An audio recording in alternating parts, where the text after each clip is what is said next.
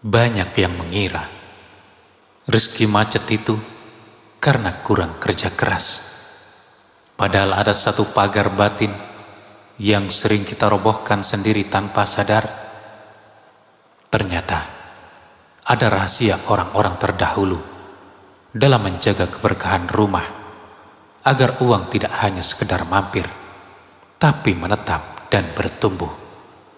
Bukan dengan amalan yang berat, melainkan sebuah ketegasan untuk menjaga 5 benda keramat di rumah Anda.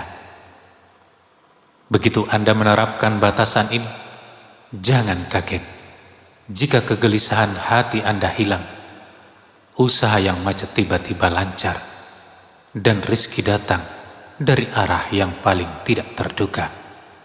Benda apa sajakah itu? Mari kita bongkar rahasianya satu persatu.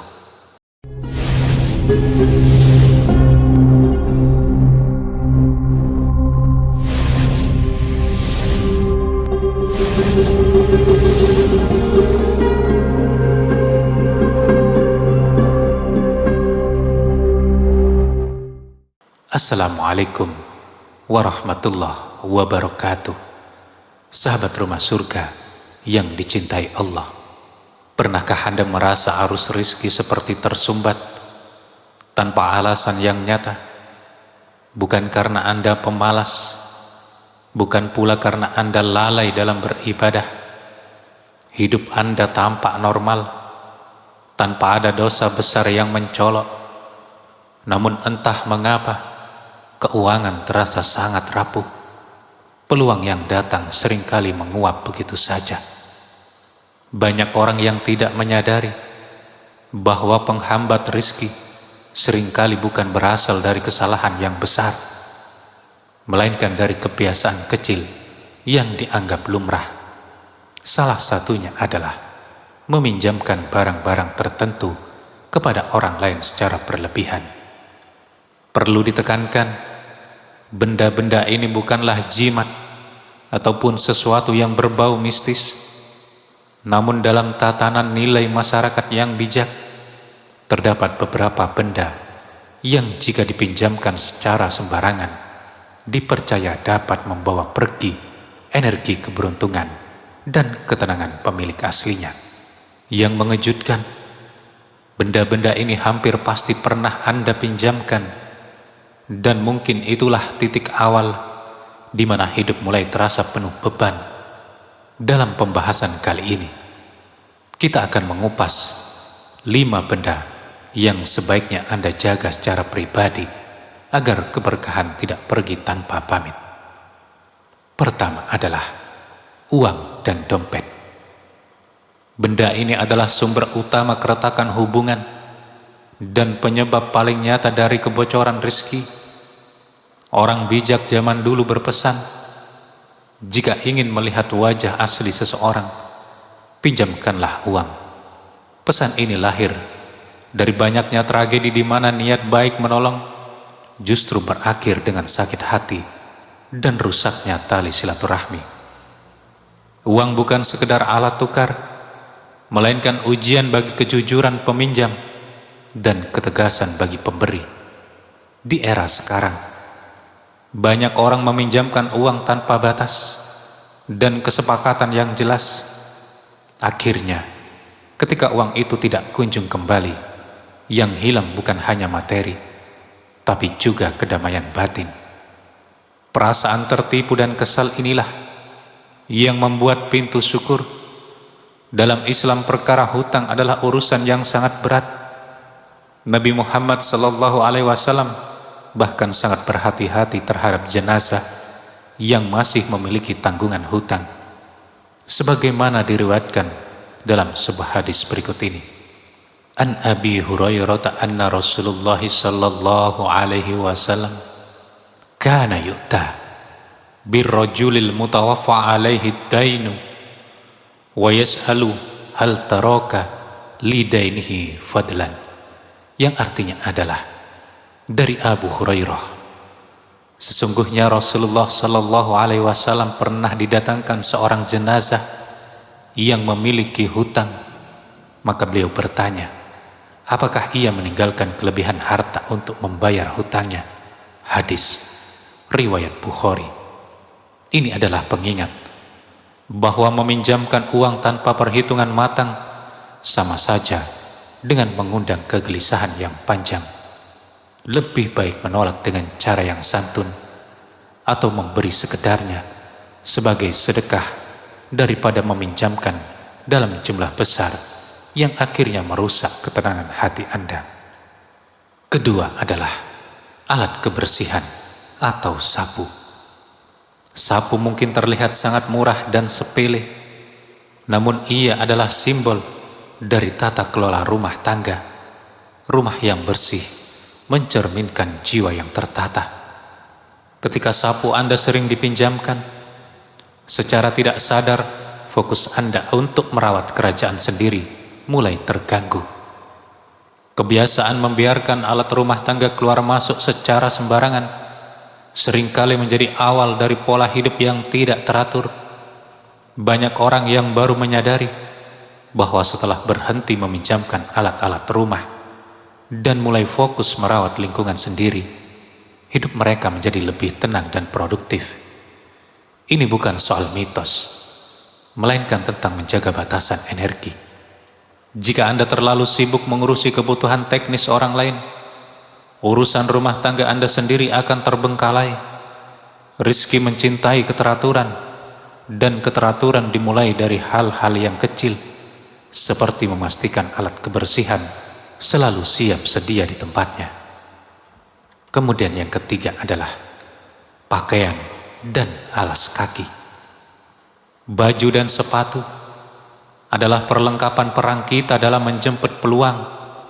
Seringkali benda ini dipinjam untuk urusan mendesak seperti wawancara kerja ataupun pertemuan formal. Masalahnya, peluang rezeki tidak pernah mengetuk pintu dua kali. Banyak orang kehilangan momen emas hanya karena pakaian terbaiknya ataupun sepatunya sedang berada di tangan orang lain. Pendahulu kita sangat menjaga perangkat kesiapan diri ini. Meminjamkan baju ataupun sepatu berarti menyerahkan kesiapan Anda kepada orang lain. Secara mental, hal ini membuat kita terbiasa menunda ataupun meremehkan kesempatan. Rezeki sering datang secara tiba-tiba, dan orang yang siap adalah orang yang memiliki perlengkapannya di rumah sendiri, bukan yang harus menunggu orang lain mengembalikannya terlebih dahulu. Keempat adalah perhiasan dan cincin. Perhiasan adalah simbol harga diri dan pencapaian. Meminjamkan perhiasan seringkali menciptakan beban psikologis yang berat. Ada perasaan sungkan untuk menanyakan atau rasa was-was akan kerusakan. Posisi batin yang menunggu dan tidak enak hati ini sangat merusak vibrasi positif dalam mencari rezeki. Selain itu, perhiasan sering memicu energi perbandingan. Rasa cukup adalah kunci keberkahan. Ketika perhiasan Anda dipakai orang lain, muncul pikiran-pikiran kecil yang mengganggu rasa syukur Anda. Menjaga barang berharga bukan berarti pelit, melainkan menjaga martabat dan stabilitas batin agar tetap kokoh dalam menghadapi tantangan hidup. Kelima, jarum dan gunting. Ini adalah benda terkecil, namun paling krusial. Jarum dan gunting adalah simbol ketelitian dan kemampuan untuk memutus sesuatu secara tepat. Dalam manajemen hidup, ketelitian adalah segalanya. Seringkali setelah kita meminjamkan benda-benda tajam ini, seseorang mulai mengalami rentetan kesalahan kecil dalam pekerjaannya. Misalnya, salah ucap, salah ambil keputusan, atau lupa pada detail janji. Hidup jarang hancur karena satu ledakan besar. Ia biasanya rusak karena ribuan kesalahan kecil yang menumpuk. Menjaga jarum dan gunting tetap di bawah kendali Anda adalah simbol bahwa Anda memegang kendali penuh atas detail-detail dalam hidup Anda. Rizki sangat dekat dengan orang yang disiplin dan teliti. Jangan biarkan ketajaman fokus Anda tumpul hanya karena Anda meremehkan benda-benda kecil ini. Sahabat sekalian, rizki bukan sekedar angka yang kita peroleh, tapi juga tentang kehormatan dan keteraturan yang kita jaga. Larangan meminjamkan 5 benda ini bukanlah ajakan untuk menjadi pribadi yang sombong, melainkan bentuk ikhtiar agar setiap pemberian Allah Subhanahu wa Ta'ala tetap terjaga fungsinya bagi pemiliknya. Allah mencintai hamba yang memiliki harga diri dan tertata hidupnya. Dengan berani menetapkan batasan, Anda sebenarnya sedang menyelamatkan hubungan sosial agar tidak berakhir dengan rasa benci. Mulailah hargai apa yang Anda miliki. Rawatlah setiap detail di rumah Anda dan saksikan bagaimana pintu-pintu rizki yang sebelumnya macet akan mulai terbuka kembali secara perlahan. Sahabat, pada akhirnya rizki itu bukan hanya soal seberapa kuat kita mengejar, tapi seberapa hebat kita menjaga kehormatan atas titipan Allah Subhanahu wa Ta'ala. Menjaga kelima benda tadi tetap di bawah kendali Anda adalah langkah nyata menghargai keberkahan yang Allah titipkan di rumah Anda. Cobalah mulai hari ini dan rasakan sendiri bagaimana fokus Anda kembali tajam dan pintu kemudahan terbuka satu persatu. Jika Anda merasa video ini adalah jawaban yang Anda cari selama ini, jangan simpan ilmu ini sendirian. Klik tombol subscribe sekarang untuk bergabung bersama keluarga besar dari Rumah Surga. Dan nyalakan lonceng notifikasinya agar Anda tidak ketinggalan dengan rahasia keberkahan hidup lainnya. Bagikan video ini ke grup keluarga ataupun sahabat terbaik Anda. Dan sebagai bentuk komitmen Anda, tuliskan di kolom komentar, "Saya siap menjaga amanah rizki saya." Mari kita saling mendoakan dalam setiap kebaikan. Sahabatku, sampai jumpa di video berikutnya. Semoga Allah senantiasa melimpahkan keberkahan yang melimpah ruah dalam setiap langkah Anda. Wassalamualaikum warahmatullahi wabarakatuh.